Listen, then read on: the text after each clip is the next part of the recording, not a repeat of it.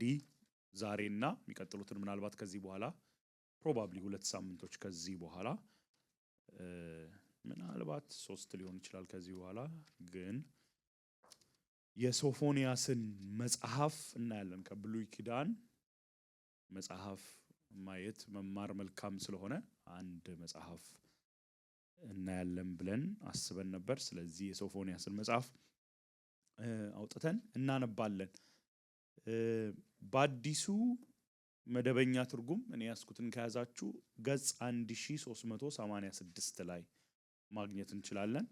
ከዕንባቆም መጽሐፍ በኋላ ከሐጌ መጽሐፍ በፊት ያለ ነው።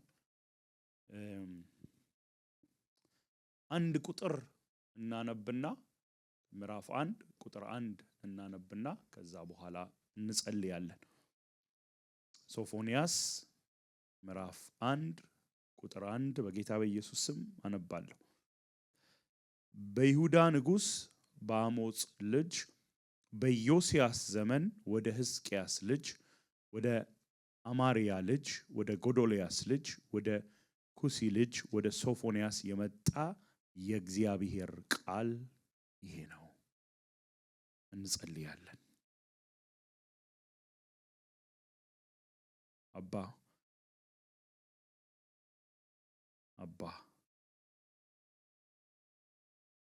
አባ ምንልበትን የልጅነት መንፈስ አባ ምንልበትን የልጅህን መንፈስ ሳትቆጥብ አትረፍርፈህ ያፈሰስክብን በሶፎንያስ ዘመን የተናገርክ ዛሬም በዛው ያው ቃልህ የምትናገር የዘላለም አምላክ እግዚአብሔር ሆይ ያው ነህና አምኜ ይሄ ቃል ይሰራል ብዬ ቆሜያለሁ። ያው ነህና ሕዝብ በዚህ ጉባኤ ተቀምጧል ያው ቃልህን ሊሰማ ያውነትህን ትገልጥለት ዘንድ ትመክረው ትገስጸው ታስተምረው ዘንድ ትለውጠው ዘንድ እኛ ሁላችን በፊትህ አለን። የኛ ጉጉት የኛ ፍላጎት እኔ ስናገር ለመስማት አይደለም ጌታ ሆይ በፍጹም አውቃለሁ እኔ የምናገረው ነገር ህይወት አይሆንም። ግን ያንተ ቃል በእኔ ውስጥ እንኳን አልፎ ህይወት ይሆናል። ጌታ መንፈስ ቅዱስ ባንተ እናምናለን፣ በቃልህ እናምናለን፣ በኃይልህ እናምናለን። በምንም አይነት ሁኔታ ብንመጣ በብዙ ድካም ውስጥ ጥርጣሬ ውስጥ ተስፋ መቁረጥ ውስጥ ግራ መጋባት ውስጥ ወደ ኋላ ማለት ውስጥ እስራት ውስጥ እንኳን ብንመጣ ቃል ሲነገር ኃይል ሲያልፍ የሞተ እንኳን ይነሳል። ጌታ መንፈስ ቅዱስ አንድ ቀን ይሄ አካላችን ተቀብሮ በስብሶ በራካል እኮ ምትሰጠን ብለን ያመን አንተን ነው። እባክህ በዚህ ቃል ሕያዋን ያደረከን በህይወት ደግሞ ክርስቶስን እየመሰልን ላካችንን እያወቅን እንሄድ ዘንድ ይሄ ድምጽ ይመጣ ዘንድ እንጸልያለን። እግዚአብሔር ሆይ ወንድሜ እንደጸለየው ደግሞ ቃል ሲነገር የማይወድ ግን ደግሞ ቃል ሲነገር መቆም የማይችለው ያ የክፉ አሰራር ሁሉ የወደቀ ይሆን ዘንድ እንጸልያለን። እኔ የምናገረውን ሊደበላልቅ የሚሰሙትን በትክክል እንዳይረዱ በትህትና በእምነት እንዳይቀበሉ ሊያደርግ በተለያየ እኛ እንኳን በማይገባን መንገድ የሚሰራ እግዚአብሔር አባታችን ሆይ ክንድህን ግለጥበት። ከመሃላችን እግዚአብሔር ሆይ ምንም እጣ ፈንታ አይኖረው። ሰምተን ደግሞ አንተን አውቀን አንተን ምናስደስት ለክብርህ አድርገን ሰሚዎች ብቻ ሳይሆን አምነን ምንፈጽም አድርገን። ጌታ ሆይ እንወድሃለን፣ ስለ ቃልህ እናመሰግንሃለን። ሕዝብ ስላደረከን እኛ ድካሞችን ስለራራህልን እናመሰግንሃለን፣ ስላልተጣልን እናመሰግንሃለን። ክብር ላንተ ይሁን። አሜን። አንድ ቁጥር ነው ያነበብኩላችሁ፣ በኋላ ቀስ እያልን እናያለን። ዛሬ ጌታ ቢፈቅድ ቢያንስ እስከ ምዕራፍ 2 ቁጥር 3 እንሄዳለን ብዬ ተስፋ አረጋለሁ። ግን አሁን ያነበብኩላችሁ ክፍል ላይ የመጀመሪያውን ቁጥር ብቻ ስናይ አንዳንድ ባክግራውንዶችን ያው መጽሐፍ ልናጠና ስለሆነ ምንድነው እስቲ ማን የጻፈው መቼ ነው የተጻፈው የሚሉት ላይ በደንብ እንድናተኩር ስላሰብኩ ነው። ጸሐፊው እዚህ ጋር እንደሚነግረን የእግዚአብሔር ቃል ወደ ማን መጣ ነው የሚለው? ወደ ሶፎንያስ መጣ። ወደ ሶፎንያስ መጣና ሶፎንያስ ምን ማለት ነው? ከዛን ጀምር ምን ማለት ነው ሶፎንያስ ስንል እግዚአብሔር ይሰውራል፣ እግዚአብሔር ይደብቃል፣ እግዚአብሔር ይከልላል ማለት ነው። በተለይ ምዕራፍ 2 ላይ ቁጥር 3 ላይ ያን ሐሳብ ሲናገር እናያለን። በእግዚአብሔር የቁጣ ቀን ትሰወሩ ዘንድ ይሆናል። እቺ ቃል ሶፎንያስ ከሚለው ስያሜ ጋር የተያያዘ ነው። ስለዚህ እግዚአብሔር ይሰውራል፣ እግዚአብሔር ይደብቃል፣ ይከልላል ማለት ነው። ምናልባት ወላጆቹ ይህንን ስም ያወጡት በቃ በምናሴ ዘመን ከነበረው ከጣዖት አምልኮ ከክፋት የሚከልል አምላክ አለ በሚል ሳይሆን አይቀርም ይላሉ የመጽሐፍ ቅዱስ አስተማሪዎች። ይሄ ሶፎንያስ ማን ነው ስንል 4 ትውልዶቹን ከሱ በፊት ያሉትን 4 ትውልዶች ይነግረናል። እና መጀመሪያ ላይ የሚነግረን ሰው በጣም የምናውቀው ሰው ነው፣ ሕዝቅያስ ይለናል። በእስራኤል ላይ በይሁዳ ሳውዘርን ኪንግደም በኢየሩሳሌም ነክሶ የነበረ እግዚአብሔርን በጣም ይፈልግ የነበረ ንጉስ ስም ነው ሕዝቅያስ። ለምንድነው የሕዝቅያስን ስም መጥቀስ የሚያስፈልገው? ለምንድነው ያንን መናገር ያስፈልገው የሚለውን ማሰብ አለብን። ዝም ብሎ እኔ እኮ ቀላል ሰው አይደለሁም ወደ ላይ 1-4 ስትሄዱ የንጉስ ዘር ነኝ ለማለት ነው? is it out of pride ወይስ ከዛ ያለፈ አለ ብለን ማሰብ አለብን። በእርግጠኝነት ከትዕቢት አይደለም አይደል? ከትዕቢት አይደለም። ሕዝቅያስን መጥቀሱ በተለይ የንግስና ዘር እንዳለው መጥቀሱ በኋላ ለሚናገረው መልእክት በጣም ኢምፖርታንት ነው። because የሚናገረው መልእክት ቀላል አይደለም። እና አንተ ለይሁዳ ግድ የሌለ፣ አንተ ለኢየሩሳሌም ግድ የሌለ ልትሉት አትችሉ፣ በፍጹም ልትሉት አትችሉ። እንዴት አይኖረውም? 4 ትውልድ ወደ ላይ ስትሄዱ እኮ ንጉስ የነበረ ሰው ነው አባቱ። ያው አባት ስላችሁ ምንድነው እንዴት በጣም ወደ ላይ ስለሚሄድ ቅድማየት አያት እያለ ስለሚሄድ ማለት ነው። ኳንት ኳስቸን አንተ ለኢየሩሳሌም ግድ የሌለ። ምክንያቱም አንዳንዴ ቀላል እኮ ነው። አሁን እኔ እዚህ ሆኜ አሜሪካ ላይ ሆኜ ሞዛምቢክ ላይ ፍርድ ይመጣል እያልኩ ብናገር አንተ ምን ለሞዛምቢክ ምን ግድ አለ ብላችሁ ልትከሱኝ ትችላላችሁ። ግን የራሴ ሀገር ያው ወደ ላይ ወደ ኋላ ሲመለስ ሲታይ ቀድማያቶቼ ሀገሪቱን የመሩ ነገስታት የነበሩበት ሲሆን ሲታሰብ ግን ይሄ ሰውዬ ግድ የሚለው ሰው ነው፣ የሩቅ ሰው አይደለም፣ በጣም ኢነር ሰርክል ውስጥ ያለ ሰው ነው። ይሄን ማሰብ እንችላለን። ኦኬ ጻፊው ሶፎንያስ ነው። እግዚአብሔር ይከልላል፣ ይጠብቃል። የሕዝቅያስ ከዛ ግንድ የወጣ ነው። መቼ ሆነ የተጻፈው ስንል እዚሁ ጋር በኢዮስያስ ዘመን አይደል? በይሁዳ ንጉስ በአሞጽ ልጅ በኢዮስያስ ዘመን።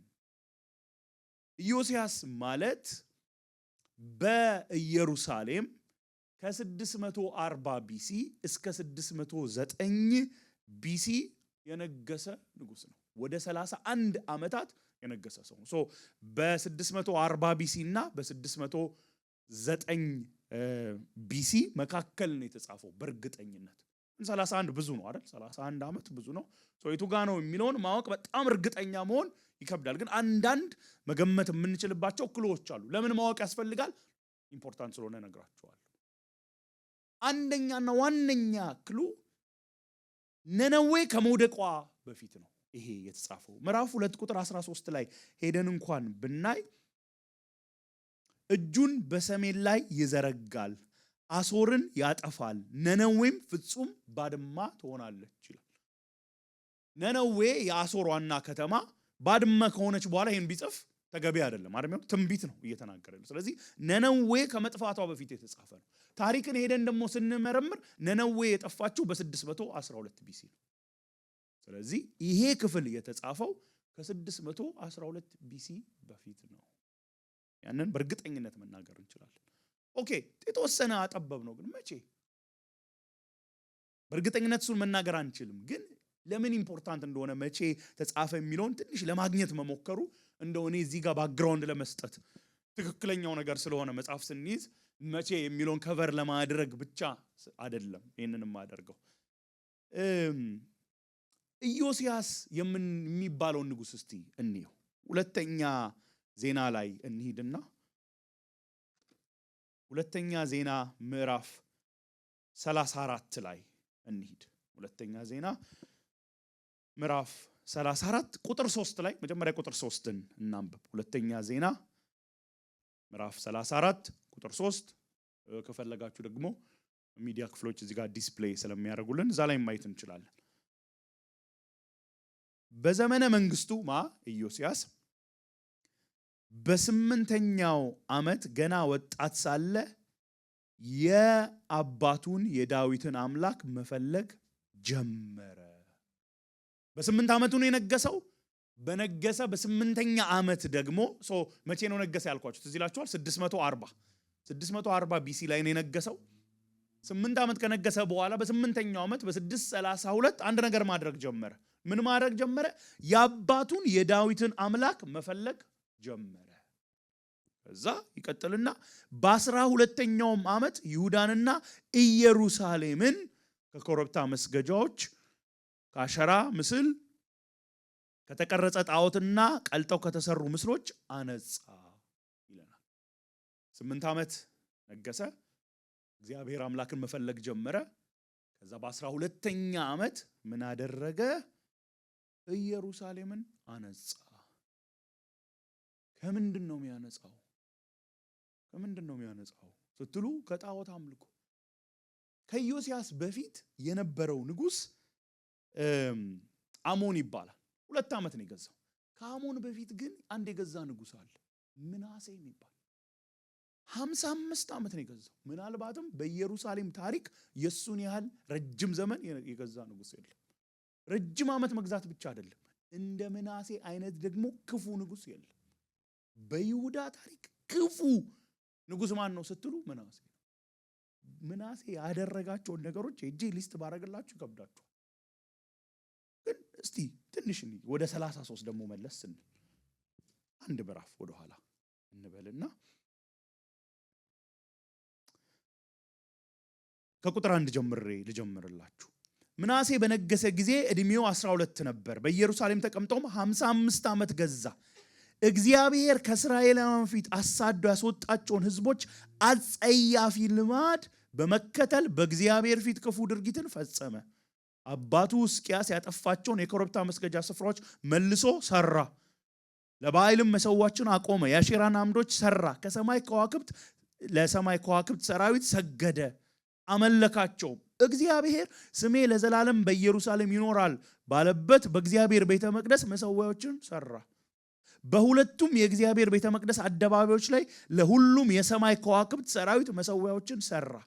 በሄኖም ልጅ ሸለቆ ወንዶች ልጆቹን በሳት ሰዋ። አስማት፣ መተት፣ ጠንቆላ አደረገ። ሙታን ጠሪዎችን፣ መናፍስት ሳቢዎችን ጠየቀ። ለቁጣ ያነሳሳው ዘንድ በእግዚአብሔር ፊት እጅግ ክፉ ነገር አደረገ። ይቀጥላል። ግን የሚያነሳቸውን ነገሮች አያችሁ እንዴት አስከፊ እንደነበረ። ቢያንስ እንኳን ልጆቹን በሳት ሰዋ ይላል። በሳት ሰዋ። በዛ አካባቢ በከናናኖች ዘንድ ያለን አምልኮ ትራዲሽን አደረገ። አስማት፣ መተት፣ ጥንቆላ፣ ሙጠሪዎች፣ መናፍስት ሳቢዎች። እኔ እነዚህ ነገሮች መጽሐፍ ቅዱስ መኖራቸው ራሱ ከትንሽ ዓመታት በፊት ነው ያወቅኩት። በጣም እንዴ ዲሞኖሎጂ ነው እንዴ ትላላችሁ? እንደዚህ አይነት ክፉ ንጉስ ነበር። እርግጥ ወረድ ብላችሁ ስታዩ በንስሐ ተመልሷል። በተለይ ስለ ንስሐ ለማስተማር በጣም ጥሩ ምሳሌ ነው የሚሆነው። ግን ምናሴ የሰራው ኃጢአት ለዘመናት ተከትሎ እስራኤል ላይ ኮንሲኩዌንስ አምጥቷል። ኤርሚያስ ምዕራፍ 15 ላይ አንሄድም እንጂ ይነግራቸዋል። ምናሴ ካደረገው የተነሳ እነዚህ ነገሮች ይደርስባቸዋል። ያው ምናሴ ካደረገው ሲል ምናሴ ንጉሱ ብቻ ያደረገው ሳይሆን ህዝቡም ምናሴን ተከትለው ካደረጉት ነገር አንፃር። ምክንያቱም መሪዎች የሚያደርጉትን ህዝቡ ያደርጋል። ጣዖት አምላኪ ሆኑ። እስራኤልን እግዚአብሔር አምላክ ሲጠራ ምን ሊያደርግ ነው? በአካባቢው ካለው ህዝብ የተለየ ሊያደርግ፣ በእነሱ መካከል ሰርቶ ክብሩን ገልጦ ሌሎች ወደሱ እንዲመጡ ሊያደርግ ነበር። ግን እነሱ ምን ሆኑ? ተመሳሰሉ። አክቹዋሊ ኢን ሳም ኬዝስ የከፉ ሆነው ተገኙ። አያችሁ፣ ይሄ ንጉስ ምናሴ የወለደው ልጅ አሞን የሚባለው ልክ እንደ አባቱ እንደ ምናሴ ክፉ አደረገ ብሎ ከነገረም በኋላ 2 ዓመት ይሄንን አደረገ ካለም በኋላ ነው ኢዮስያስ የተባለው ንጉስ የመጣው። እስራኤል ኦሬዲ ጣዖት አምልኮ ስለነበረች ከጣዖት አምልኮ ይቅርታ ይሁዳ እስራኤል ኖርዘርን ኪንግደም ነው። ይሁዳ ሳውዘርን ኪንግደም እዛው ስለነበረች ምናሴ ምን ማድረግ ነበረበት? ማጽዳት ነበረበት። እነዚህ ነገሮች ማጽዳት ነበረበት። እንደውም ሳውዘርን ኪንግደሙን ብቻ ሳይሆን ምዕራፍ 34 ላይ ጊዜ ስለሌለው እንጂ ብናይ ወደ ኖርዝ ሁሉ ሄደ ይላል። ሄዶ እስራኤል ራሱ መካከል ገብቶ አጸዳ ይለናል። እንደውም ይሄ በጣም ኢምፖርታንት ነው። ምክንያቱም ምን ይነግረናል? በታሪካዊ ዳራ ኦኬ ምናልባት በዚህ ሰዓት አሶር መድከም ጀምሮ ነበር ማለት ነው። ምክንያቱም እስራኤልን ይዞ የነበረው ኖርዘርን ኪንግደምን ይዞ የነበረው አሶር ነው። ስለዚህ እቺ ትንሽ ይሁዳ አገር ንጉስ ወደ ኖርዝ ሄዶ እስኪያጸዳ ድረስ ከሆነ አሶር ደክሟል ማለት ነው። ዝም ያሉት ለዛ ሳይሆን አይቀርም ይላሉ። ኤኒዌይ የባዕድ አምልኮ እየጸዳ ሄደ በኢዮስያስ ጊዜ። ከዛ ደግሞ ቁጥር 14 ላይ ምዕራፍ 34 ላይ ነው ያለውት። ወደ እግዚአብሔር ቤተ መቅደስ የገባውን ገንዘብ በሚያወጡበት ጊዜ ካህኑ ኬልቅያስ በሙሴ አማካኝነት የተሰጠውን የእግዚአብሔርን ሕግ መጽሐፍ አገኘ። አያሳዝንም ወገኖች? የሕጉ ሕዝብ የቃሉ ሕዝብ ሙሴ ሕጉን የሰጣቸው ቤተ መቅደስ የታደሰ ቀን ተገኘ። አንዳንድ ቤታችሁ አጋጥማችሁ ያቅም የሆነ ነገር አላ ረስታችሁታል። ሙቭ ልታረጉ ነው። ሙቭ ልታረጉ ዕቃ ስትሰበስቡ ታገኙታላችሁ። ያ ዕቃ እንግዲህ እዛ ጋር መኖሩን ካላወቃችሁ ምንድን ነው የሚነግራችሁ? ለእናንተ ኢምፖርታንት አይደል? ኢምፖርታንት ቢሆንማ ታገኙታላችሁ። ቤተ መቅደሱ ይታደስ ብሎ ኢዮስያስ ሲታደስ ተገኘ። ምን? የእግዚአብሔር ቃል። ለእስራኤል የእግዚአብሔር ቃል ጠፍቶ ለዘመናት ጠፍቶ ተገኘ። ቃሉ ተገኘ። ከዛ በኋላ በጣም ኢዮስያስ የሚገርሙ ነገሮችን ነው የሚያደርገው። አምልኮ ሁሉ ነው የይሁዳ የሚቀየረው። ኢቭን ፋሲካ በዓልን ሁሉ ያከብራሉ እዛ ውስጥ ሁሉ። ምክንያቱም ስለ ኢዮስያስ ስላስተምር ስላልሆነ እና ምን ብለው መጽሐፍ ቅዱስ አስተማሪዎች ይናገራሉ? ምናልባትም የሶፎንያስ ትንቢት እንመለስና ወደ ሶፎንያስ የተነገረው እነዚህ ተሐድሶች ከመምጣታቸው በፊት ሳይሆን አይቀርም። ከሶፎንያስ ትንቢት የተነሳ ሳይሆን አይቀርም ተሐድሶ የመጣው። ጣዖት አምልኮን ያስወገደው ኢዮስያስ ቤተ መቅደሱ እንዲታነጽ ትእዛዝ የሰጠው ለዛ ሳይሆን አይቀርም። ስለዚህ ምናልባት ቀደም ብሎ ነው በኢዮስያስ ተሐድሶ ከማምጣቱ በፊት የተጻፈ ሳይሆን አይቀርም ጊዜውን ይላል። ስለ ተሐድሶ አንድ ነገር ልበልና ልመለስ ወደ ሶፎንያስ። ወገኖቼ እውነተኛ ተሐድሶ መጽሐፍ ቅዱስን ይዘን እናወራ ካልን የሚጀምረው ከእግዚአብሔር ቃል። ይህን በጣም እርግጠኛ መሆን አለብን። እንደ ቤተ ክርስቲያን፣ እንደ ኔሽን፣ እንደ ሚኒስትሪ፣ እንደ ግል ተሐድሶ እንፈልጋለን። የሆነ ተሐድሶ የምንፈልግ ከሆነ ከእግዚአብሔር ቃል ነው የሚጀምረው። ወደ እግዚአብሔር ቃል ሳንመለስ ተሐድሶ አይደለም፣ ሌላ ቃል እንፈልግለት። ኢቨን እኮ እንደ ፕሮቴስታንቶች እንኳን ተሐድሶ መጣ እንኳን ስንል በ16ኛው ክፍለ ዘመን ስክሪፕቸር አለውን ተብሎ ነው አይደል? እንደ መጽሐፍ ቅዱስ ነው ተሐድሶ መሆን ያለበት። ሰው ደግሞ ወደ እግዚአብሔር ቃል ሲመለስ ኢቨን አምልኮ ራሱ ይቀየራል። ኢቨን our worship services በዛ ዲክቴት ይደረጋሉ። እውነተኛ ተሐድሶ እንፈልጋለን። እውነተኛ እንደ ቤተ ክርስቲያን ተሐድሶ እንፈልጋለን። በግል እንፈልጋለን። ወደ እግዚአብሔር ቃል መመለስ ነው የሚለውጥ የእግዚአብሔር ቃል። አሁን ችግር የሆነው የእግዚአብሔርን ቃል ዘግተን ተሐድሶ እንፈልጋለን። አድሰን ጥሩ ነው መጸለይ ያስፈልጋል። እናትዬ የምትጸልይ ነበር፣ በጣም እስማማለሁ፣ እኔም ጸልያለሁ። ቃሉን ዘግተው ግን ተሐድሶ የለም። አድሰን ብለን ስንጸልይ ቃሉን ዘግተን ራሱ እርግጠኛ ነኝ የእግዚአብሔር መንፈስ የሚመራን ወደ ቃሉ ፈቱት ነው፣ አንብቡት። ኢዮስያስ ደግሞ ያደረገው ነገር ይገርማል። በቃ በሙሉ ልቤ እከተላለሁ ብሎ መሐላ ገባ። ወደ እግዚአብሔር ቃል ስንመለስ ስንል ደግሞ ምን ማለት መሰላችሁ? የእግዚአብሔር ቃል የሚለንን ሁሉ ለማድረግ። አሁን እኮ እኛ እያስቸገርን ያለነው እንዴት እንደሆነ ታውቃላችሁ? የተወሰነው የምንፈልገውን ነገር እናደርጋለን፣ የተወሰነውን ደግሞ ኔግሌክት እናደርጋለን ወይም ከባሰ እንክዳለን። ትክክለኛ እግዚአብሔር እንደሚፈልገው መኖር እንፈልጋለን። ትክክለኛ ህይወታችን ምክንያቱም የኛ አምልኮ ከዝማሬም ያለፈ ነው አይደል? ከስብከትም ያለፈ ነው። ሙሉ ለሙሉ ወደ እግዚአብሔር ቃል እንመለስ። እሺ እንበል። ሲያቅተን አቃተኝ እንበል። ባይዞ ይባላል እኮ ጸሎት ውስጥ ይባላል፣ ጌታ ሆይ አቃተኝ፣ እንደ ቃል መኖር አቃተኝ፣ እነዚህን ነገሮች ከህይወቴ ቁረጥልኝ እኮ ይባላል። አቃተኝ እንበል። እግዚአብሔር ደግሞ ታማኝ ነው። even as we read the word አንዳንድ ነገሮች ይቆረጣሉ።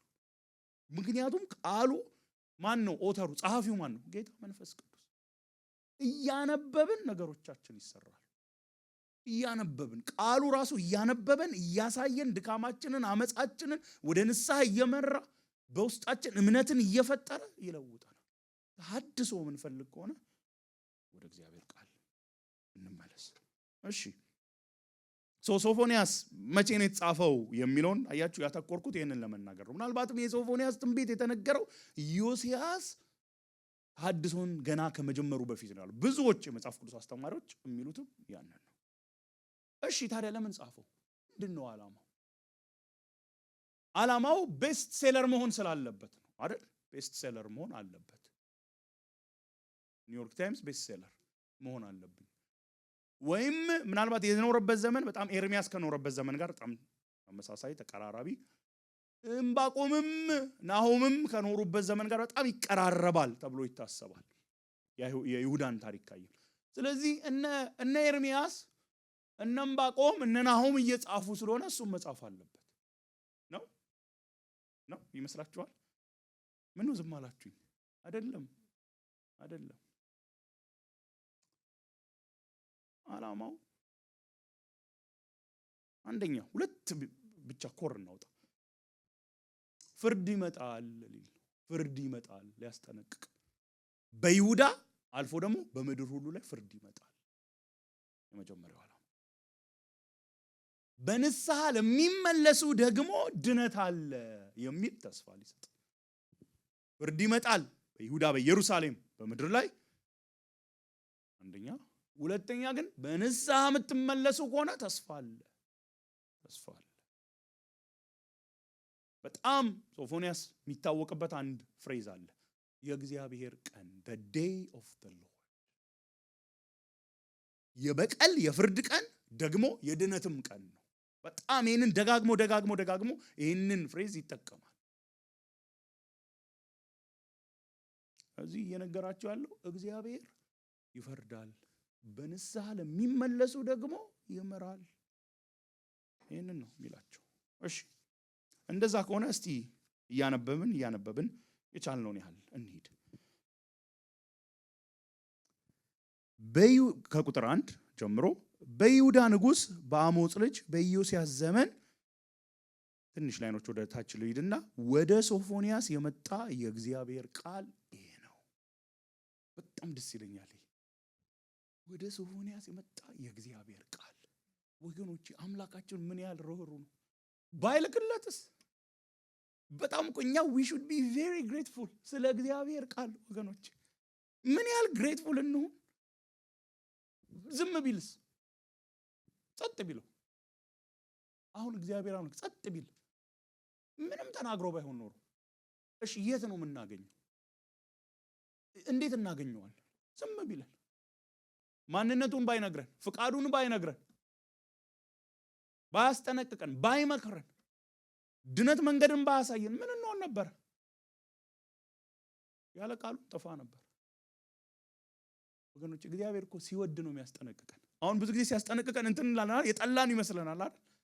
በጣም እኮ ሲወደን ነው፣ ሲራራልን ነው። የእግዚአብሔር እኮ ማስጠንቀቂያ ሪቢውክ እያለቀስን ንስሐ እየገባን ራሱ ህይወት የሚሆን ወገኖች፣ መፍራት ያለብን አንሰማም ማለት ያለብን የእግዚአብሔርን ማስጠንቀቂያ ሳይሆን እግዚአብሔር ዝም አይበለን፣ በእውነት ዝም አይበለን። ዝም ያለን ቀን መድረኮቻችን የእግዚአብሔር ቃል ያልተሰበከ ቀን ነው ችግር የሚሆነው። እስቲ የቤተ ክርስቲያንን ታሪክ እዩ፣ በዓለም ላይ የቤተ ክርስቲያንን ታሪክ እዩ። the dark times ሂዱና መርምሩ። መቼ ነው ዳርክ የነበረው? ዳርክ የነበረው እኮ ስደት የተነሳባቸው ጊዜ አይደለም ይመስለናል። ስደት የተነሳባቸው ጊዜ፣ ሮማውያን የተነሱባቸው ጊዜ ይመስለናል። ወይም በኢትዮጵያ ታሪክ ኮሚኒስቶች ሶሻሊስቶች የተነሱባቸው ጊዜ ይመስለናል። አይደለም። those were not the dark times. those actually were the best times. ዳርክ የነበረው ከነገስታት ጋር ተጋብታ የእግዚአብሔርን ቃል ቤተክርስቲያን ዘግታ ሌላ ነገር የሰበከች ቀን፣ ሌላ ነገሮች የተሰበኩ ቀን ነው ጨለማ የነበረው። ጌታ ሲናገርማ ጨለማ አይደለም፣ ሲያስጠነቅቅ ራሱ። የኛ አምላክ እኮ ልዩ ነው ወገኖች። የእግዚአብሔር ቃል መጣ ወደ ሶፎንያስ መጣ። የአምላክ ቃል ወደ ፍጥረቱ መጣ። እንደው አንዳንዴ እንደኔ ከሆናችሁ እንደዚህ ታስቡ ይሆን? do we take it for granted? እንዴ ድሮ ላይ ያናግረኝ ነው እንዴ እንል ይሆን? አይሆነት አንዳንዴ እኛ እኮ ሆነስት እንኳን ለራሳችን ያለን አመለካከት በጣም ከፍ ያለ ነው። በጣም ያወራን ነው እንዴ የእውነት? አሁን እኔ አናዬ ላያወራኝ ነው እንዴ ልል እችላለሁ። አጠገቡ ተቀምጬ ዝም ሊለኝ ነው እንዴ ልል እችላለሁ። ኦኬ እኛ እኮ ፍጥረት ነን። እግዚአብሔር አምላክ እኮ ፈጣሪ ነው። he is not obligated ለመናገር ግዴታ የለበትም። ያውም እኮ ስንቴ ነግሮን ያልሰማንን እኮ ስንቴ ነግሮን ያልሰማንን የእግዚአብሔር ቃል መጣ። ወገኖቼ ቤተክርስቲያን ሄዳችሁ ቃሉ ተከፍቶ በትክክል የተነበበና የተሰበከ ቀን ኤክሳይትድ ነው። ቢጥማችሁ ባይጥማችሁ ምን ማለት ነው? ቢጥማችሁ ባይጥማችሁ ማለት የሆነ ሚስ ኢንተርፕሬት ተደርጎ ማለት ሳይሆን አንዳንዴ ማስጠንቀቂያ ሪቢው ካለ አይደል እንትን የሚያረጋን ኤክሳይትድ የሚያረጋን የሚያስፈራን ያኔ ነው ኤክሳይትድ ሁኑ። ቤታችሁ የእግዚአብሔርን ቃል የከፈታችሁ ጊዜ ያነበባችሁ ጊዜ ተደሰቱ። አንብባችሁ የዋላችሁበት ቀን ተደሰቱ። እንትን ሆኖ አይደለም ይሄ ኩሩ እኔ እኮ እግዚአብሔርን ቃል ያነበብኩ አይነት ማለት አይደለም። ተደሰቱ። አንዳንዴ ምን ይሆናል መሰራችሁ? እኔ እግዚአብሔርን ቃል አነብና በጣም ኮራለሁ፣ ደስ ይለኛል። ዛሬ እኮ 3 ምዕራፍ ነው ያነበብኩት። ለጌታ የሆነ ነገር ማረግለት። አሁን እስቲ እንደው ይሄን ቃል ልጠቀም። እንደው ማን ይሙት አሁን እኔ የጌታን ቃል ስላነበብኩለት ምን አሁን እኔ ለሱ መጨመርለት ነገር አለ? ዛሬ ያነበበልኝ ወይ today the stock market in heaven is great ይላል አይልም?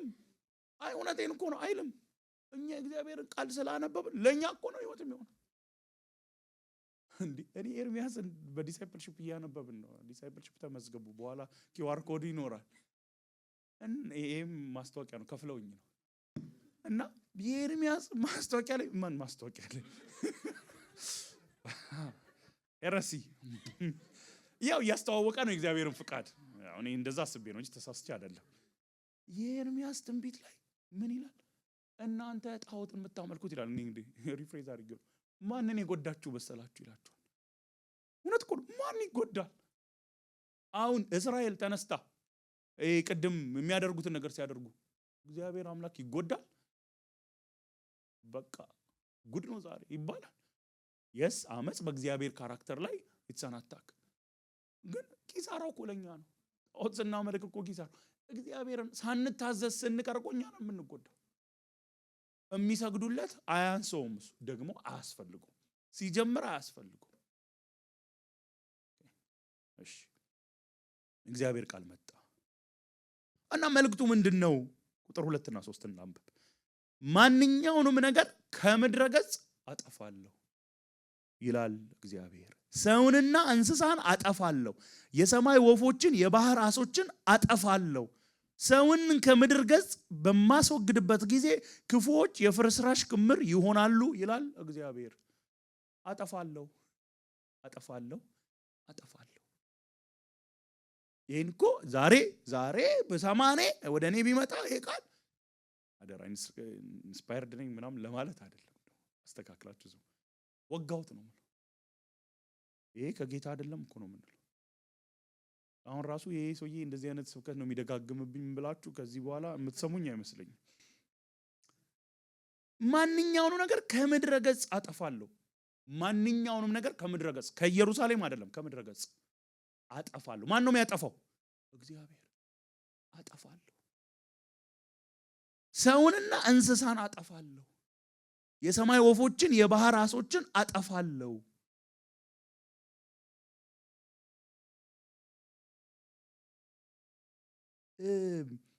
ማንኛውንም ነገር ከምድረ ገጽ አጠፋለሁ የሚለው ቃል ምን ትዝ ይላችኋል?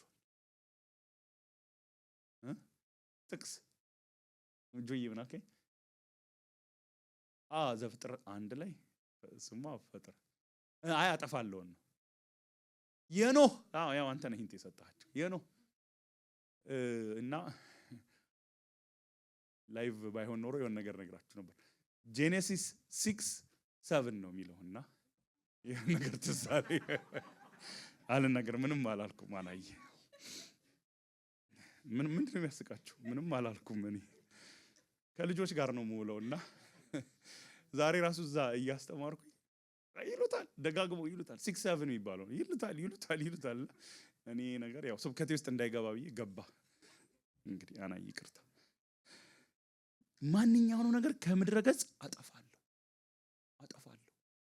ያን ሐሳብ ነው አጠፋለሁ ይላል። በምድር ሁሉ ላይ የሚመጣ ጥፋት አለ እያለ ነው ሶፎንያስ የሚናገረው። በይሁዳ ብቻ ሳይሆን በምድር ሁሉ ላይ ጥፋት ይመጣል። ከዛ ግን ስፔሲፊክሊ ከቁጥር 4 እስከ 13 የሚናገረው ስለማን ነው? ስለ ይሁዳ።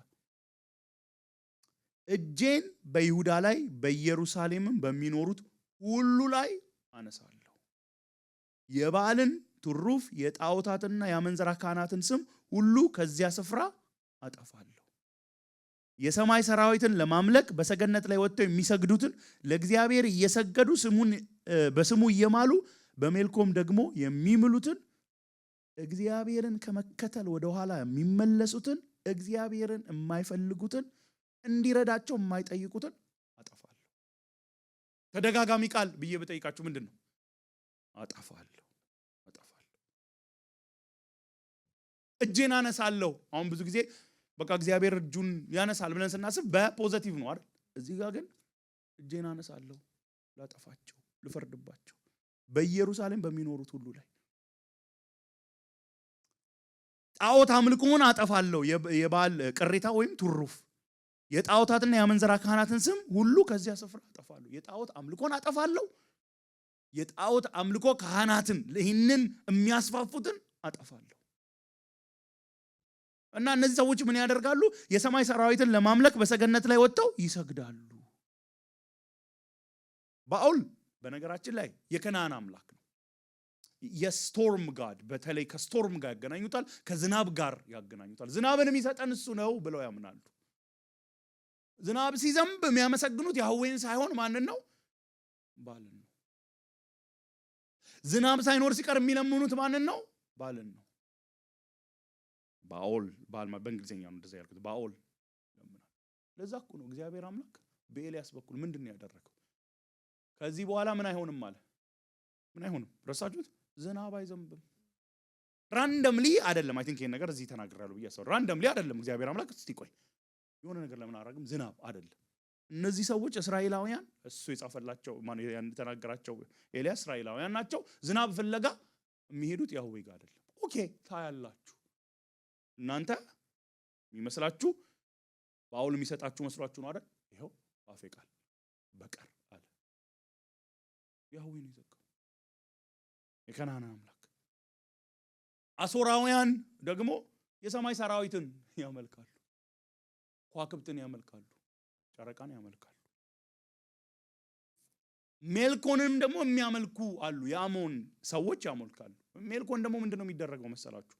ልክ ምናሴ እንዳደረገው ወንድ ልጆቻቸውን በእሳት አሳልፈው ይሰጣሉ፣ ይሰዋሉ። እና እስራኤላውያን ምንድነው የሚያደርጉት? ለነዚህ አማልክት ይሰግዳሉ፣ እነዚህን አማልክት ያመልካሉ። ሲገቡ እኮ ሙሴ የነገራቸው ማስጠንቀቂያ አለ። ምንድን ያለው? ወደ ተስፋይቱ ምድር ስትገቡ ምን አታድርጉ ነው? በዙሪያችሁ እንዳሉት ሰዎች የነሱን አማልክት አታምልኩ። ግን ምን ማድረግ ጀመሩ? የነሱን አማልክት ያመልካሉ። እንደገና ደግሞ ማንን ያመልካሉ? ያህዌን እንደገና ያመልካሉ። ቀይጣዊነት በጣም አሁን በዚህ ዘመን ያለው ሪሊጂየስ ፕሉራሊዝም አለ። ብዙ አማልክት አሉ ተብሎ ታሰባል፣ ተቀባይነት አለው።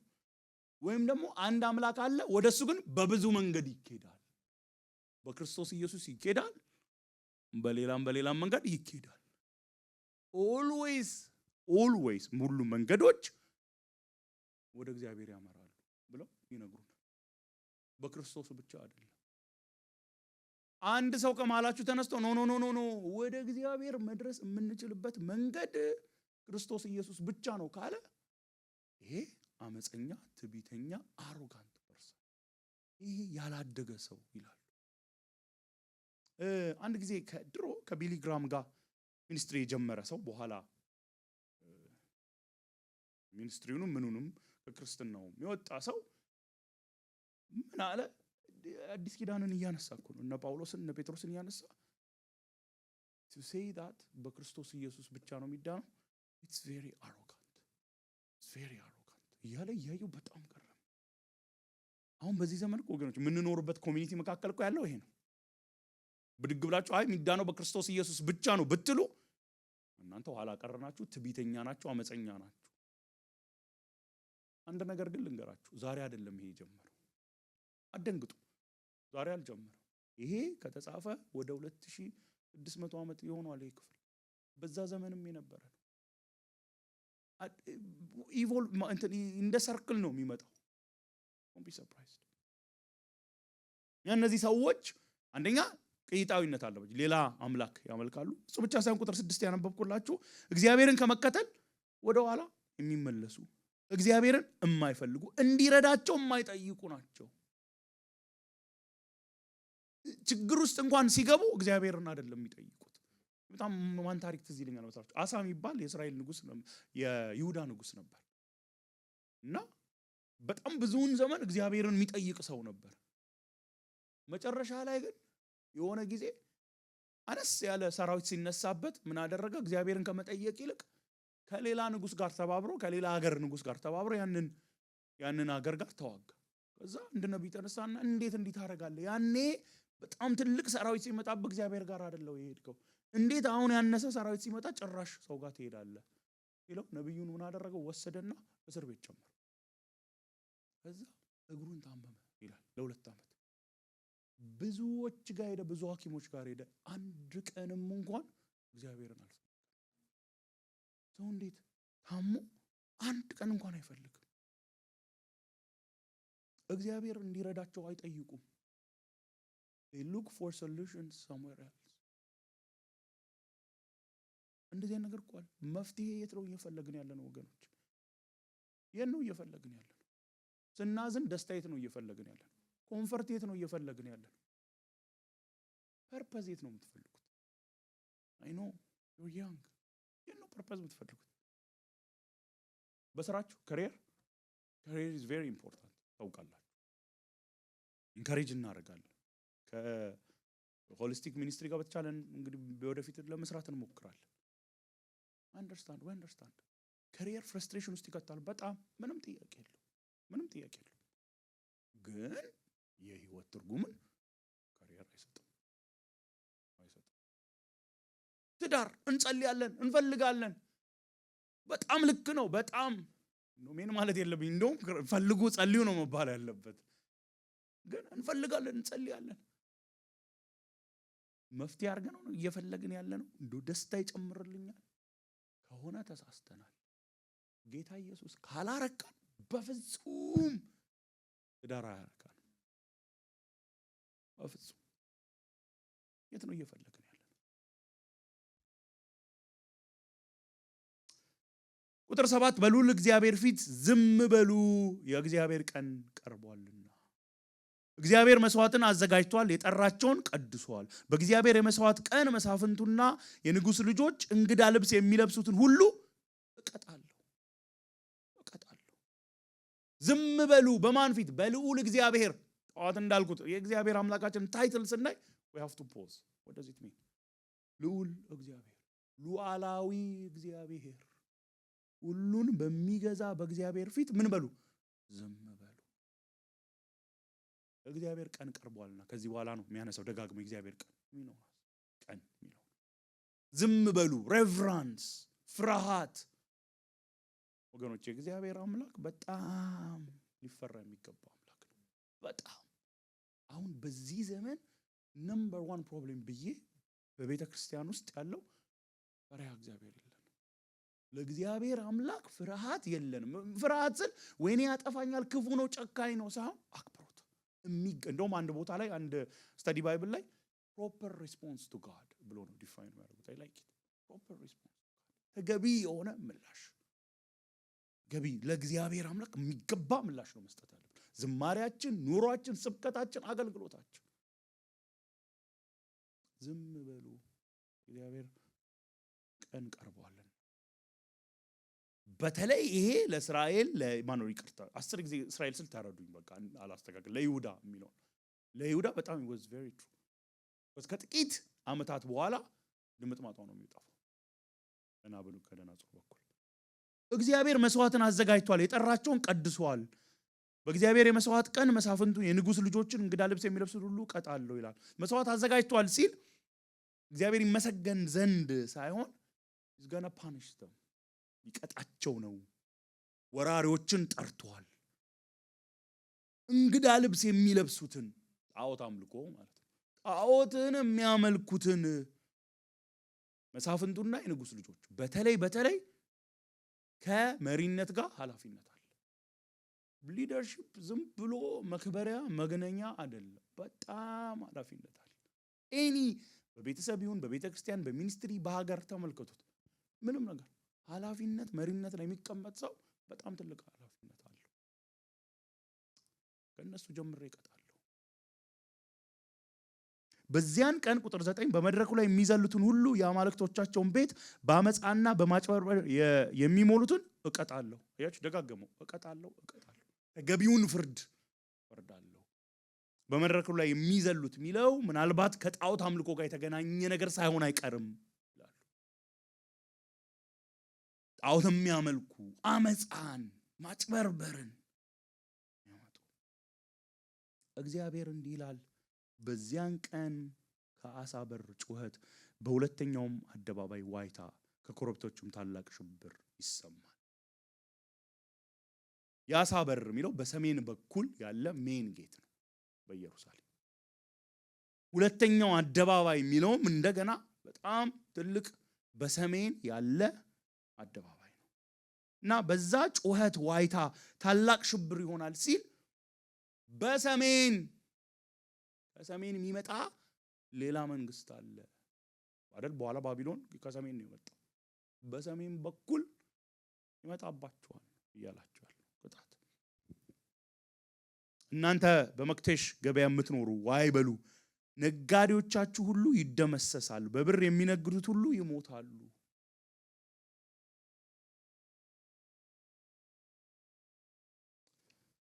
በተለይ ቁጥር 9 ላይ አመፃ፣ ማጭበርበር የሚሉ ቃላቶች እናያለን አይደል?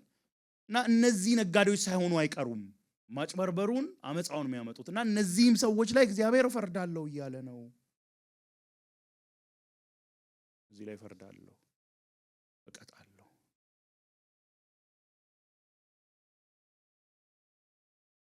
ገንዘባቸው መፍትሄ አይሆንም፣ ሀብታቸው መፍትሄ አይሆንም።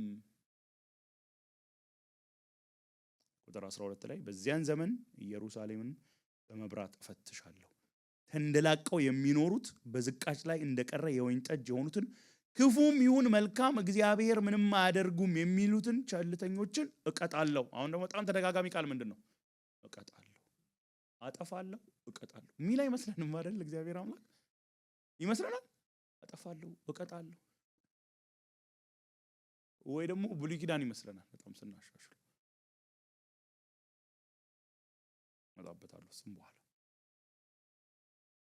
የሚሉት ነገር አለ። ምንድነው የሚሉት? እግዚአብሔር ክፉም ይሁን መልካም ነገር አያደርግም። የለም አይደለም የሚሉት። እግዚአብሔር የለም አይደለም የሚሉት። አክቲቭ አይደለም። he won't act። ክፉም አያደርግብንም፣ አይፈርድብንም፣ አይቀጣንም፣ አያጠፋንም፣ ደግም አያረግልንም፣ አይባርከንም። በነገራችን ላይ ይሄ ቃል እኮ ይሄ ሐሳብ እኮ እግዚአብሔር አምላክ ስለ ጣዖታት የተናገረው እኮ ነው። ኢሳይያስ ላይ ሄዱና እዩ እስቲ ክፉ ነገር አድርጉ ይላቸዋል ጣዖታትን እግዚአብሔር አምላክ። እስቲ ደግ ነገር አድርጉ፣ አይችሉም። ክፉም አያደርጉም፣ ደግም አያደርጉም። ለጣዖት የተባለውን እነሱ ለያው ይላሉ። he won't act, he is not active።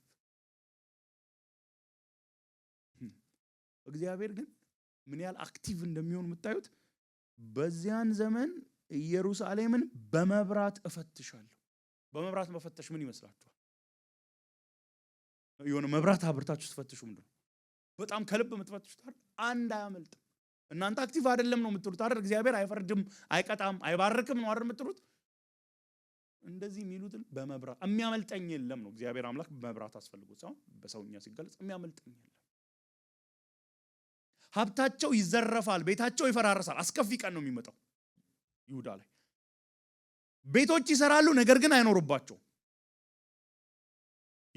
ወይን ይተክላሉ፣ ጠጁን ግን አይጠጡም። መመኪያቸው ሴኩሪቲያቸውን ወስድባችኋለሁ። የምትመኩበት ነገር አለ፣ ወስድባችኋለሁ።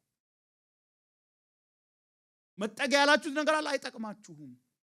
ቤት እንኳን ሰርታችሁ አትኖሩበትም ይልና ከይሁዳ ደግሞ መልሶ ወደ ዓለም ሁሉ ያመጣዋል። ታላቁ የእግዚአብሔር ቀን ቅርብ ነው፣ ቅርብ ነው፣ ፈጥኖ ይመጣል። ለይሁዳ ፈጥኖ መጥቶባታል፣ አይቀርም ወገኖች፣ በምድር ሁሉ ላይ አይቀርም። በእግዚአብሔር ቀን የሚሰማው ለቅሶ መራራ ነው። አያችሁ ወገኖች፣ ለቅሶ ብቻ አይደለም ይለው፣ መራራ ለቅሶ ይለዋል። በዚያም ጦረኛ ምርር ብሎ ይጮሃል። ሁለት ሐሳብ አለ። ምርር ብሎ የሚጮህ በቃ ጦረኛ ወሪየር የተባለው እንኳን ያለቅሳል ነው ወይስ ደግሞ የጦርነት ጩኸት ነው? ዞሮ ዞሮ ሐሳቡ ምንድነው? ጦርነት ይኖራል፣ ሐዘን ይኖራል። ምርር ያለ ያ ቀን የማት ቀን የመከራ። እስቲ እዩት የሚጠቀማቸውን ቃላት እዩ። ያ ቀን የማት ቀን፣ የመከራና የጭንቀት ቀን፣ የሁከትና የጥፋት ቀን፣ የጨለማና የጭጋግ ቀን፣ የደመናና የድቅድቅ ጨለማ ቀን ይሆናል። አስከፊ ቀን በምድር ላይ የሚመጣ ነው። አሁን ከይሁዳም ከእስራኤልም አልፎ በምድር ሁሉ ላይ የሚመጣ look at the words የሚጠቀማቸው። የማት ቀን ብቻ ብሎ ማለፍ አይችልም? ይችላል። እንግዲህ መጽሐፍ ቅዱስ አስተማሪዎች የሚነግሩን ሂብሩ ራይተርስ ተቀራራቢ ትርጉም ያላቸውን ቃላት ደጋግመው ከነገሯችሁ ምንድን ነው? በጣም እንደ ኤክስክላማቶሪ ማርክ ቁጠሩት። ኤንፈሳይዝ የማት ቀን፣ የመከራ፣ የጭንቀት፣ የሁከት፣ የጥፋት፣ የጨለማ፣ የጭጋግ፣ የደመና፣ የድቅድቅ ጨለማ ቀን ይሆናል። there will be a day like this. there will be ገና አልሆነም። there will be ያ ቀን በተመሸጉ ከተሞችና በረጃጅም ግንቦች ላይ የመለከት ድምጽና የጦርነት ጩኸት የሚሰማበት ቀን ይሆናል። ሴኩር የሚባሉ ከተሞች ናቸው አይደል? ይዋቸው የተመሸጉ። ለምንድን ነው የሚመሸጉት? ጦርነት ቢመጣ ለማሸነፍ እንዲመች። ረጃጅም ግንቦች ጦርነት ለማሸነፍ። ግን እነሱ አይተርፉም። ሊትራሊ ከተሞችን ብቻ አታስቡ። ሰው ልጅ ተስፋ ያደረገባቸው ነገሮች፣ የተሸሸገባቸው ሴኩሪቲ አገኛለሁ ያለው፣ ፐርፐስ አገኛለሁ፣ ደስታ አገኛለሁ ያለባቸው ነገሮች ይጠፋሉ። እንደ ዕውር እንዲራመዱ በሰዎች ላይ ጭንቀት አመጣባቸዋል። በእግዚአብሔር ላይ ኃጢአት ሰርተዋልና ደማቸው እንደ ትቢያ፣ ስጋቸው እንደ ጉድፍ ይጣላል። ለምንድን ነው እግዚአብሔር ሆይ እንደዚህ የምታደርገው? ያንተ ደግ አምላክ አይደለ? አንተ መልካም አምላክ አይደለ? እንዴት ነው እግዚአብሔር ሆይ በምድር ላይ የማት ቀን፣ የመከራ ቀን፣ የጭንቀት ቀን፣ የሁከት ቀን፣ የጥፋት ቀን፣ የጨለማ ቀን፣ የጭጋግ ቀን፣ የደመናና የድቅድቅ ጨለማ ቀን እንዴት ታመጣለህ? እንዴት የተመሸጉ ከተማዎችን ታፈራርሳለህ? እግዚአብሔር ሆይ እንዴት ሰዎች ላይ ጭንቀት ራስ ያመጣለሁ ትላለህ? እግዚአብሔር ሆይ አንተ መልካም አይደለ እንዴ? ሰው እንዴት እንደ ዕውር እንዲራመድ የሚሄድበትን እስከማያውቅ ድረስ ግራ እስኪጋባ አደርጋለሁ እንዴት ትላለህ?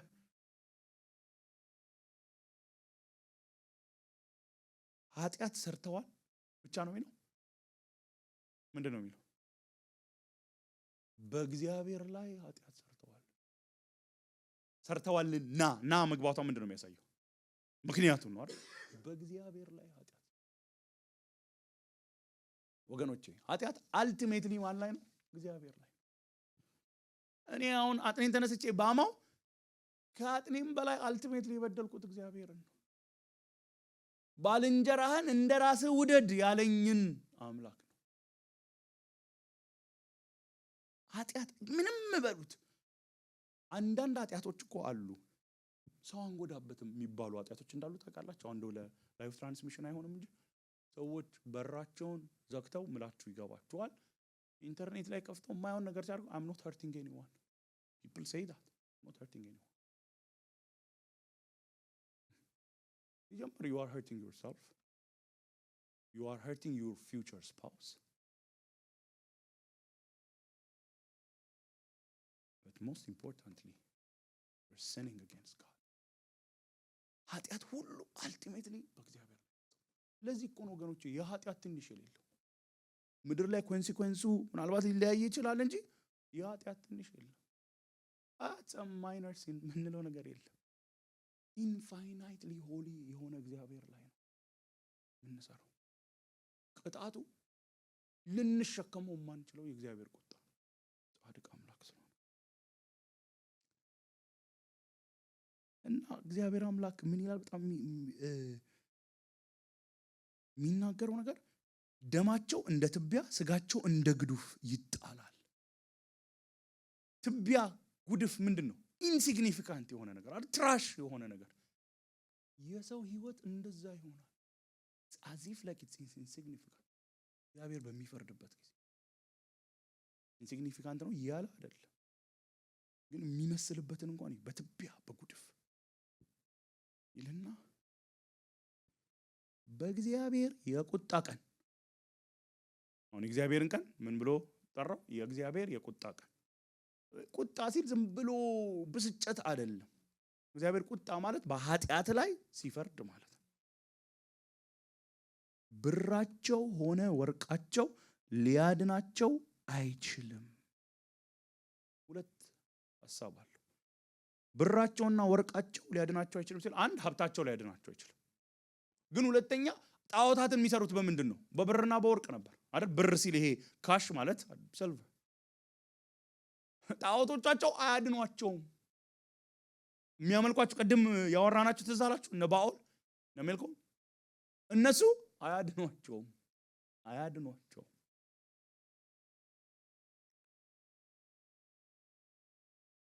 መላይቱ ምድር በቅናቱ ትበላለች። በምድር የሚኖሩ ሁሉ ላይ ድንገተኛ ፍጻሜ ይመጣባቸዋል። ማንም አያተርፋቸውም። ደግሞ የሚያመልጥ የለም። ከዚህ ፍርድ የሚያመልጥ የለም። በምድር በሚኖሩ ሁሉ ላይ ነው የሚለው። በሁሉም ላይ ይመጣል።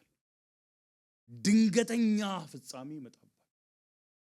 ፍጻሜ ማለት ነው ከዛ ምን ማለት ነው? ከዛ በኋላ they have no other chance። በቃ አበቃ። ከዛ በኋላ ንስሐ ገብቶ መመለስ የሚባል የለም። እዛ እኮ ነው የመዳን ቀን ዛሬ ነው ወገኖች። በእውነት አንደኛ ነገ በግል አለን ወይ አናውቅም። ተስፋ እናደርጋለን። we don't know ነገኛ እንዳለን። ሁለተኛ ነገ የሚባልስ አለ ወይ? we don't know። ሶስተኛ ግን እንደዚህ አይነት ኮንቪክሽን ራሱ ነገ ይሰማናል ወይ?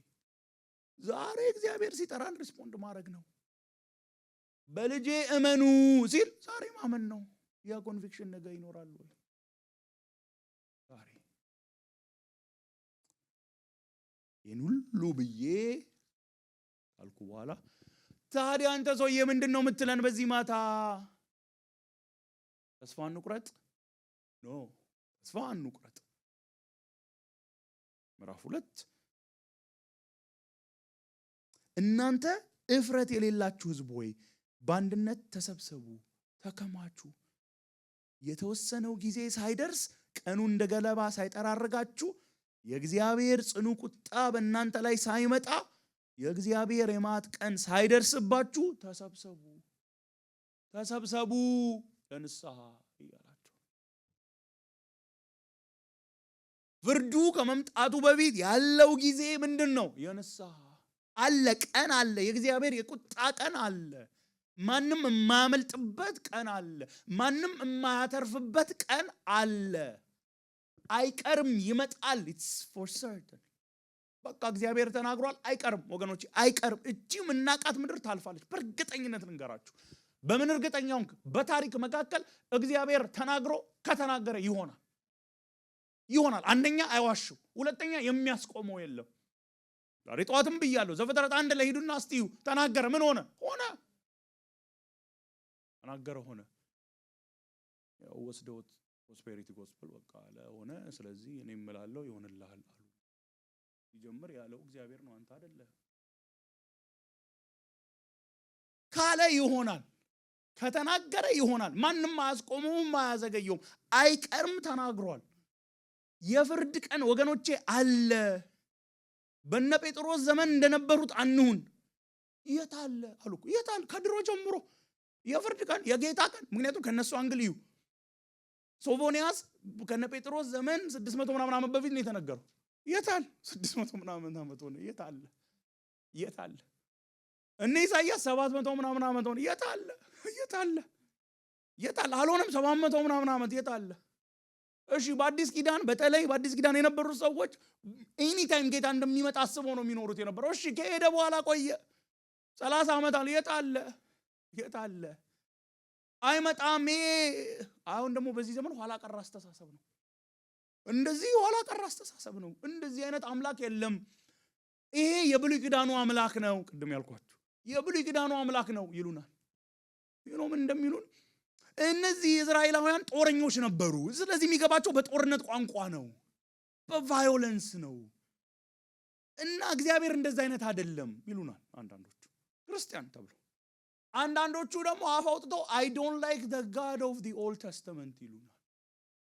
ወገኖቼ ፕሬዝዳንታዊ ምርጫ አይደለም፣ ፖለቲካ ፓርቲ እየመረጠን አይደለም፣ የስፖርት ክለብ እየመረጠን አይደለም። I don't like ምንለው ፖለቲካል ካንዲዴት ሊኖር ይችል ይሆናል። I don't like this team ምንለው ሊኖር ይችላል። ሰው እንዴት አምላኩን እኔ እንደዚህ አይነት አምላክ አልፈልግም ይላል? ታዲያ በእኛ ምርጫ ከሆነ ምኑን አምላክ ሆነ? ይሄንን አምላክ አድርገን ይሄንን አይደለም ብለን ምን መድብ ከሆነ ምኑን አምላክ ሆነ? ለኛ የሚሰራ ነው። ኖ God is not like that በፍጹም ወገኖቼ። በጣም ለእግዚአብሔር በጣም ያነሰ አመለካከት፣ ለሰው በጣም የተጋነነ አመለካከት አለን። አድሚት እናደርግ አይደለም እንዴ? ቅድም ናቲ ሲያነብልን የነበረው ክፍል በምንድን ነው እመካለሁ ሲል ነበር ጳውሎስ። ናቲ ብቻ ሳይሆን ጳውሎስ ነው። አይ ናቲ በምንድን ነው? መስቀሉ ላይ ምንድን ነው የሆነው? ወዚህ ተፋን ፓርቲ ተሰብስቦ ቺል ነው እንዴ ሲደረግ የነበረው መስቀል ላይ? እንዴ ጌታችን እኮ ነው መስቀል ላይ የተንጠለጠለው። የእግዚአብሔር ቁጣ እኮ ነው የፈሰሰበት። in the new testament actually በዛ እኮ ነው አዲሱ ኪዳን ራሱ የገባው አይደል እንዴ? በደሜ የሚሆነው አዲስ ኪዳን እኮ ነው። በመስቀሉ ስራ እኮ ነው አዲሱ ኪዳን ራሱ የመጣው። እግዚአብሔር አምላክ እኮ አልተለወጠም። እኛ እኮ ነን የተለወጥነው። የእግዚአብሔር አንዱ ከፍጥረት ጋር የማይጋራው ባህሪው እንደሆነ ታውቃላችሁ። አይለወጥም። ይዛን ቼንጅብል አይለወጥም። አሁን ብዙ ጊዜ እግዚአብሔር አይለወጥም የምንወስደው በምን መሰላችሁ? እንደኔ ከሆናችሁ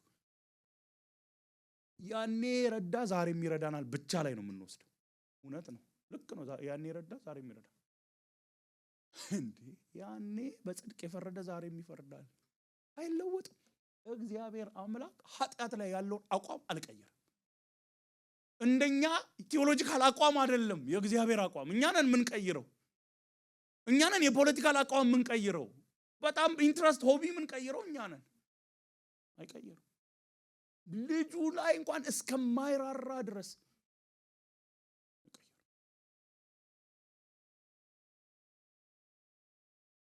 ታዲያ ቁጥር 3 የመጨረሻ እናንተ የምድር ትሑታን ሁሉ ትእዛዙን የምትፈጽሙ እግዚአብሔርን እሹ፣ ጽድቁንና ትህትናን ፈልጉ፣ በእግዚአብሔር የቁጣ ቀን ትሰወሩ ይሆናል። ጥሪው ለምድር ትሑታን ነው። ለምድር ለአይሁድ ብቻ አይደለም፣ ለሰዎች ሁሉ የቀረበ ኮል።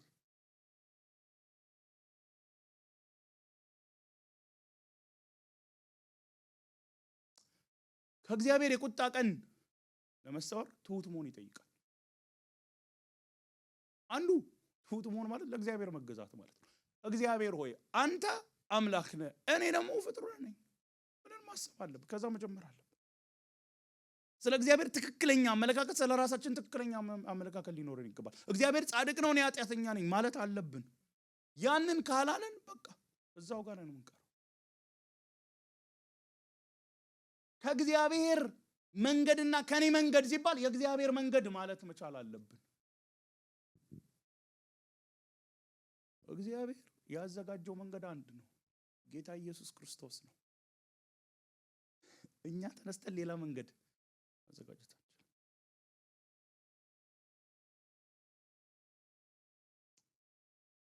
ትእዛዙን የምትፈጽሙ እግዚአብሔርን እሹ፣ ራሱን እግዚአብሔርን ፈልጉ።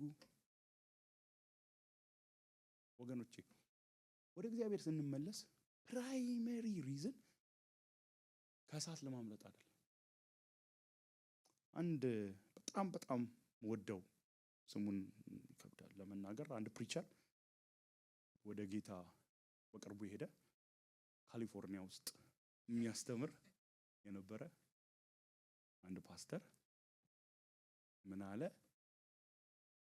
Christ is not a fire insurance። ምንድነው የምናደርገው? የሆነ ቀን ቤቴ ቢቃጠል ብለን ኢንሹራንስ እንገባለን። ክርስቶስ ሲኦል ማምለጫ ብቻ አድርገን መያዝ የለብን። እኔ ጌታ ሆይ የምፈልገው ከሲኦል ለማምለጥ ነው ብቻ አይባልም።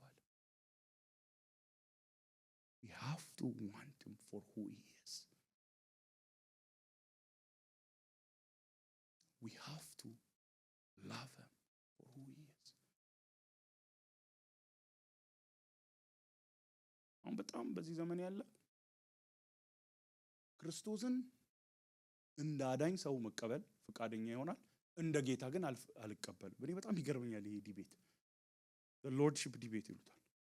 ክርስቶስን ጌታ አድርጎ ማነው አዳኝ አድርጎ ተቀብሎ ሰው ድኖ የሆነ ጊዜ ደግሞ ከፈለገ ጌታ አድርጎ ይቀበላል፣ ካልፈለገ ደግሞ ስቲል ሴቪየር አድርጎ ተቀብሎ ይድናል። ሳቃቸዋል ይሁን እኮ ባይዘው በነገራችሁ በጣም አንዳንድ የምትሰሟቸው ሰዎችም ጎዶን ቻው እንደዚህ ይሉት ዋኪዎች እንደዛ የሚባል ነገር የለም። you can't use him ለሆነ ጥቅም and reject his lordship. He's either Lord or he's not. ወገኖቼ ጌታ ኢየሱስ ስለሚገባው ነው የምንፈልገው፣ ስለሚገባው ነው፣ አምላክ ስለሆነ ነው። because he's worthy.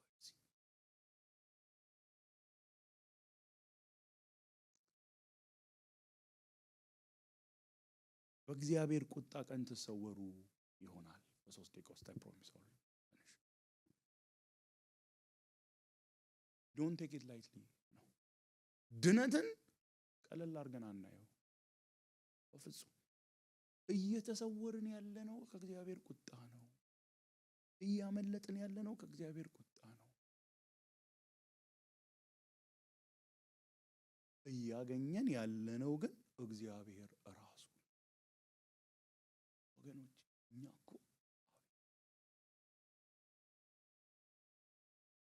እግዚአብሔር ራሱን ያገኛል። ራሱን እግዚአብሔር ቅድም ጠዋት ስንዘምር የነበረው አይደል? በረከትን ብቻ መፈለግ ትታለህ። እኔ አይ ዊሽ ብዙ ጊዜ አይ ካንት ትላለህ ብለው የሚተቹኝ ሰዎች አሉ። ቅድም በዝማሬ መራችን አይ ሪሊ ካንት ኤክስፕሌን ዲስ አይ ዊሽ አይ ካንት።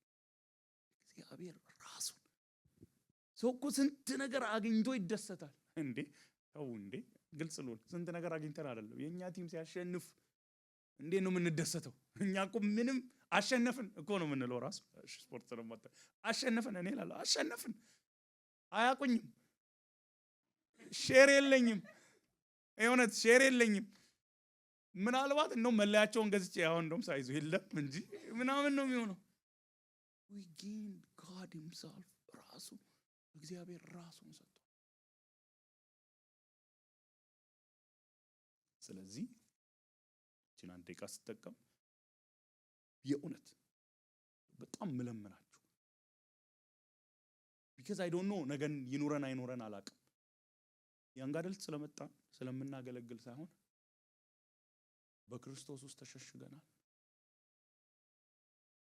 ስለ ድነት ጥያቄ ቢጠይቁ ጥያቄ አለ መዳናችሁን ለማረጋገጥ ይላል whom are you trusting right now በዚህ ሰዓት በማን ነው የምታምኑት በእግዚአብሔር ቁጣ አመልጣለሁ ብላችሁ በዚህ ሰዓት በማን ነው ያመናችሁ ያላችሁ ያምነታችሁ በህይወታችሁ ላይ ፍሬ ያለው ቆመን መመርመር አለ ሁለተኛ ግን ሌሎች ከዚህ ቁጣ እንዲያመልጡ ምንም በላይ ደግሞ ከዚህ አምላክ ጋር እንዲታረቁ ባካችሁ ወንጌል እንስበክ ባካችሁ በእውነት እግዚአብሔር ዘመን ከሰጠን እንስበክ እዚህ መድረክ ላይ ብቻ ማለት አይደለም እዚህ እንስበክ everywhere we don't have to be the greatest preachers አደራ እንጸልያለን አናዬ መጣና ይጸልይልን